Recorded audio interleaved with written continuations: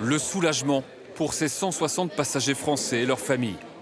Ils ont atterri cette nuit à l'aéroport d'Orly après être restés plusieurs jours bloqués en Israël. Ça a mis du temps à se décanter, mais heureusement ça s'est décanté. Il y a eu des avions qui ont été mis en place. Et ma fille a eu la chance d'être sélectionnée aujourd'hui et de prendre le vol aujourd'hui. Donc c'est vraiment une très grande joie. Ces citoyens vulnérables, selon le Quai d'Orsay, ont d'abord dû se rendre par leurs propres moyens à la frontière avec la Jordanie avant de rejoindre l'avion affrété par la France au départ d'Amman. On est content d'être rentré. Le plus dur, ça a été de se rendre à Hammam. On était un peu en panique, c'était pas simple. Surtout qu'il y a eu une alerte là-bas. On est sorti avec le consulat, on a pris le bus 2 heures jusqu'à Amman. Et après, on a bien sûr fait l'embarquement, toutes les modalités sur place. Mais ça s'est vraiment très très bien passé.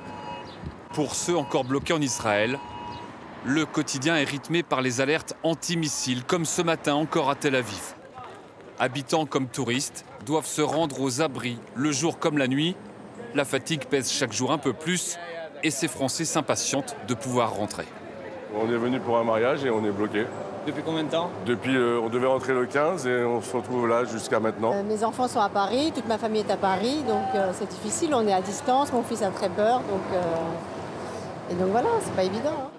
2 autres vols civils affrétés par la France décolleront cet après-midi et demain de Jordanie. Et le gouvernement annonce aussi l'envoi d'avions militaires A400M pour exfiltrer d'autres ressortissants de Tel Aviv vers Chypre.